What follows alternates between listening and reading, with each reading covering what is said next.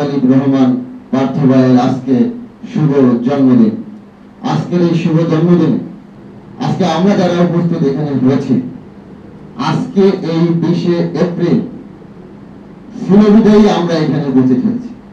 আজকে 20 এপ্রিল আন্দালিব রহমান পার্থ ভাইয়ের জন্ম হয়েছে বলে আমরা আবার 21 এপ্রিল এখানে সবাই উপস্থিত হতে পেরেছি।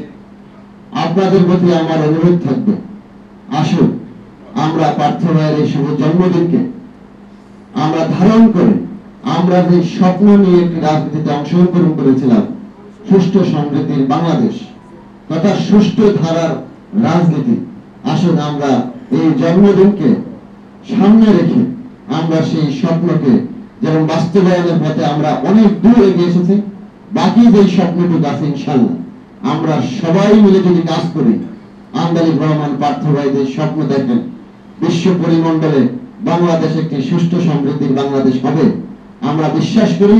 আমরা সবাই যদি পার্থ ভাইয়ের সততাকে শক্তিতে রূপান্তরিত করে আমরা সবাই যে যার জায়গা থেকে কাজ করি, আমরা বিশ্বাস করি বাংলাদেশের রাজনীতিতে নেতৃত্বের সংকট, এদেশের মানুষের যে আস্থার সংকট, এদেশের তরুণ যুব সমাজের যে আস্থার সংকট, সেই সংকট নিরসনে আমরা বিশ্বাস করি আন্দালিব রহমান পার্থ ভাইয়ের বিকল্প কোনো নেতা আছে বলে আমরা মনে করি না।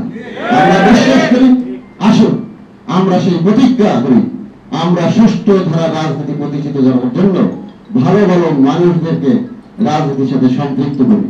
আজকে আমাদের আরো একটি পাওয়া, আমাদের কেন্দ্রীয় মহাসচিব, কেন্দ্রীয় আমাদের প্রেসিডিয়াম মেম্বার প্রধান ভাই সহ আজকের এই পরিবেশটা আমাদের জন্য অত্যন্তই গুরুত্বপূর্ণ আমরা মনে করি। এইরকম আমাদের একটা মিলন মেলা যদি আমরা ধরে রাখতে পারি, আমরা বিশ্বাস করি বাংলাদেশের সুষ্ঠু দ্বারা রাজনীতি এই বিজেপির মাধ্যমে প্রতিষ্ঠিত হবে ইনশাআল্লাহ। তাই আমি আর বেশি বক্তব্য বাড়াবো না। পার্থ ভাইয়ের সুস্বাস্থ্য কামনা করি, পার্থ ভাইয়ের দীর্ঘদিন হায়াত কামনা করি। আল্লাহ যেন ওনার এই জন্মদিন উপলক্ষে দেশ এবং জাতির জন্য, এদেশের মেহনতি মানুষের জন্য, এদেশের খেতে খাওয়া মানুষের জন্য আল্লাহ যেন ওনার মেহনতকে কবুল করেন এবং বাংলাদেশকে ওনার নেতৃত্বে প্রতিষ্ঠিত করেন।